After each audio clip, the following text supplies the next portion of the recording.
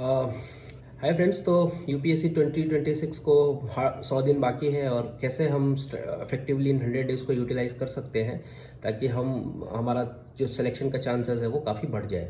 देखिए, मेरा नाम पुरुषोत्तम झा है। मैंने 4 बार यूपीएससी का प्रीलिम्स निकाला है। अनफॉर्चुनेटली क्लियर नहीं हो पाया एग्ज़ाम। तो right now I am in IIT Kharagpur and यहाँ पर मैं अपने लॉ का कोर्स कर रहा हूँ एंड मैं अपने एक्सपीरियंस से बता सकता हूँ। मैंने CAPF भी क्लियर किया हुआ है रिटर्न, और बहुत सारे कई सारे एग्ज़ाम्स भी दिए हैं, कुछ में ज्वाइन नहीं किया।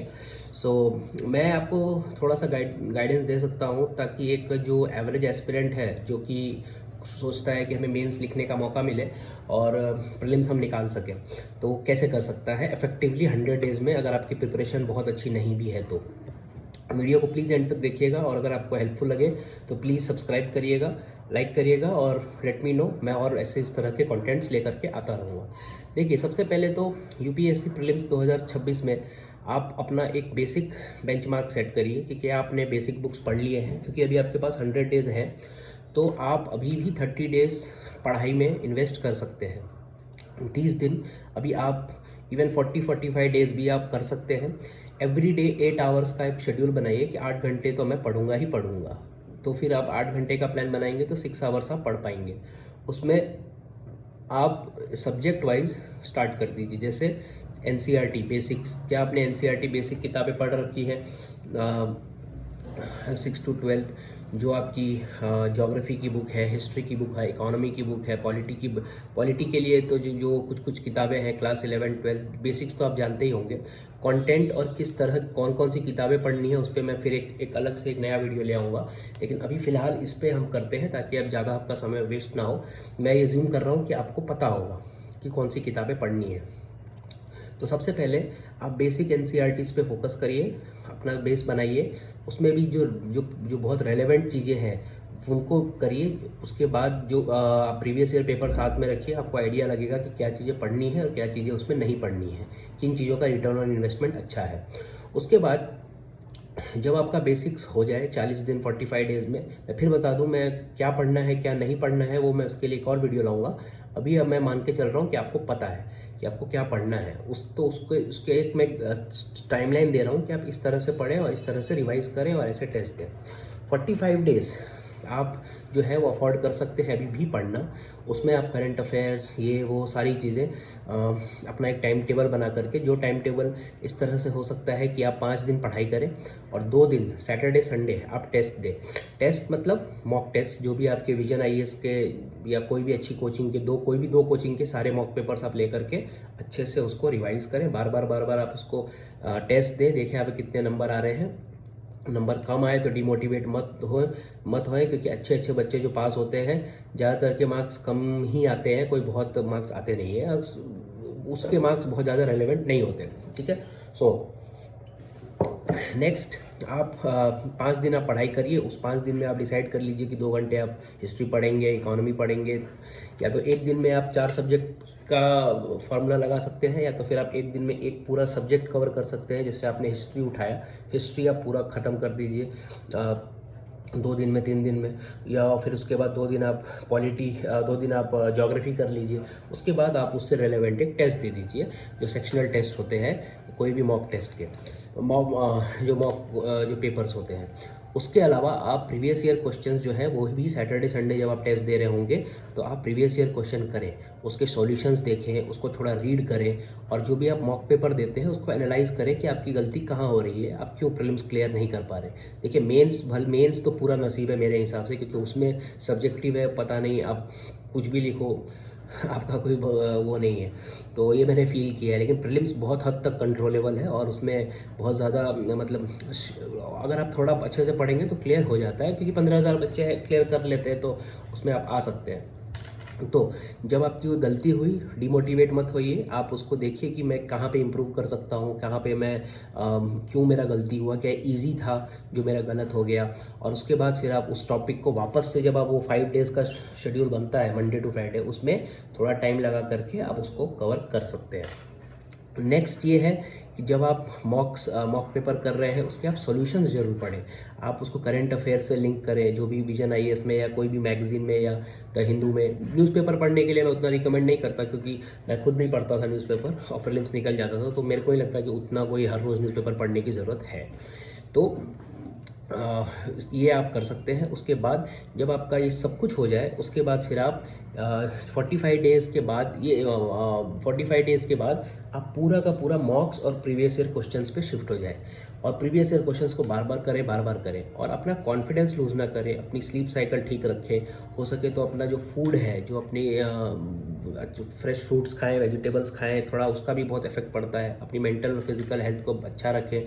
अपनी जो गर्लफ्रेंड बॉयफ्रेंड कोई भी है अगर आपकी लाइफ, उन्हें समझा दें कि अभी इस टाइम पर ज़्यादा डिस्टर्बेंस ना हो, और थोड़ा रिश्ते अगर हैं तो अच्छे से थोड़ा उसको स्मूथली बने रहे, और एक ट्रस्ट के साथ बिना किसी चीटिंग किए, चाहे एग्ज़ाम हो चाहे आपके रिश्ते हो, कोई चीटिंग नहीं, और आपका हेल्थ हो।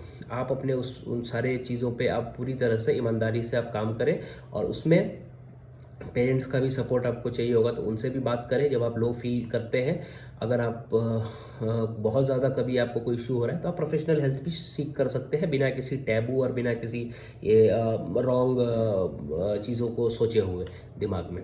फाइनली 45 से 50 डेज जब आपके हो जाएंगे, तब आपके जो भी कुछ 50 दिन बचेंगे उसमें आप मॉक्स बार बार उसके सॉल्यूशंस को पढ़ना, बार बार उसको रिवाइज करना, और सी सेट पे भी फोकस करें, क्योंकि सी सेट भी अब एक सर का दर्द बन चुका है।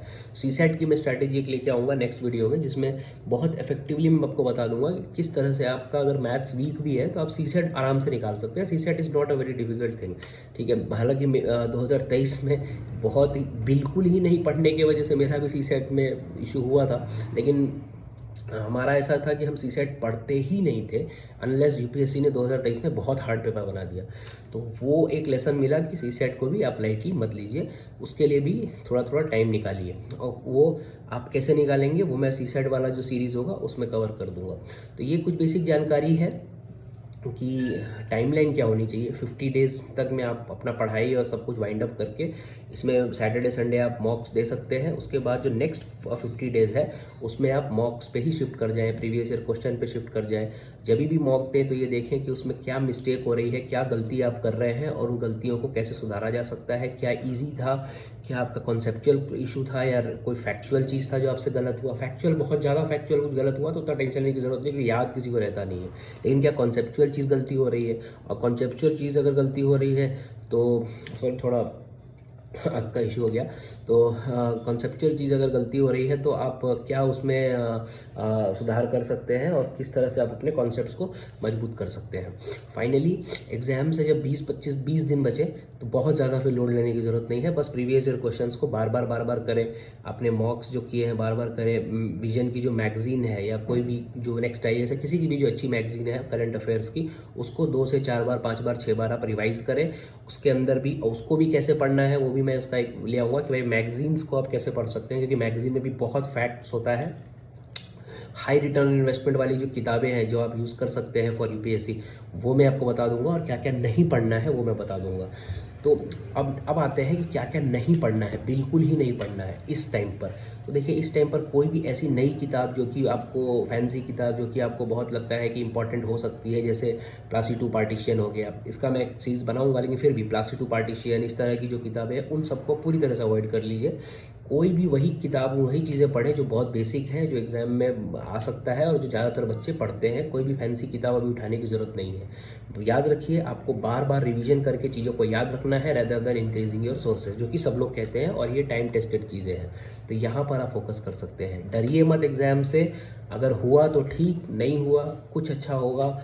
This exam will prepare you for something good. If you are able to clear, well and good. और नहीं होता है अगर prelims, then you are not a failure. Just that वो दिन अच्छा नहीं था, मे बी भगवान को कुछ और मंजूर था, क्योंकि इस एग्जाम में बहुत अनसर्टेनिटी है। Despite all your effort, despite all things being correct, मेरा खुद का एक्सपीरियंस कहता है कि प्रीलिम्स में मेरी बहुत अच्छी तैयारी जब थी तो भी मेरा सी सेट में प्रॉब्लम हो गया। और जब शुरू में तो ऐसा था कि नहीं भी थी, बहुत एवरेज भी तैयारी थी, बहुत बिलो एवरेज भी कह सकता हूँ, तो भी प्रीलिम्स बहुत ईजिली हो जाता था। तो और एक बार जो 1-2 बार इशू हुआ तो वो मतलब अच्छा पढ़ने के बावजूद भी हो गया। सो लक का फैक्टर भी इसमें बहुत होता है। लेकिन फिर भी आप इसको प्रेडिक्ट कर सकते हैं। तो लास्ट तो फियर मत रखिए। At the end of the day मैं कहना चाहूँगा, डर मत रहिए किसी का। जितना आप डरेंगे इस एग्ज़ाम से, उतना एग्ज़ाम निकालने की संभावना कम हो जाएगी। जितना आपका माइंड पीसफुल रहेगा कि भाई एग्ज़ाम निकला तो ठीक, नहीं तो मैं कुछ कर लूँगा अच्छा लाइफ में। बहुत इंडिया ग्रोइंग इकॉनमी है, अच्छा 8% से ग्रो कर रही है, 5 ट्रिलियन इकॉनमी की तरफ जा रही है। कुछ ना कुछ मेरे लिए यहाँ पे मिल जाएगा। और इस एग्ज़ाम से भी इमोशनली अटैच होने की ज़रूरत नहीं है। इसमें बहुत बड़ा लक का रोल है। अगर लक नहीं साथ देता है तो नहीं ही होता है अच्छे से अच्छे लोगों का।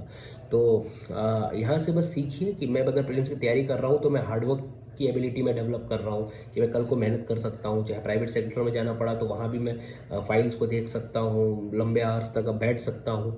ये सोच के साथ आप प्रीलिम्स की तैयारी करें तो आपको, मेरे को लगता है, ज़्यादा एक राइट एटीट्यूड डेवलप होगा।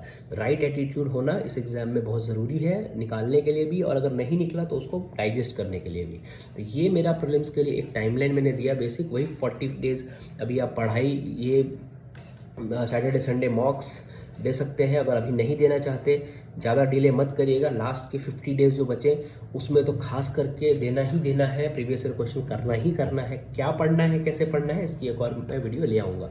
थोड़ी वीडियो लंबी हो गई, उसके लिए मैं माफ़ी चाहता हूँ, लेकिन थोड़ा इंपॉर्टेंट टॉपिक था, थोड़ा फिलॉसफी भी घुसा दिया मैंने उसमें, बट वो इंपॉर्टेंट था बताना।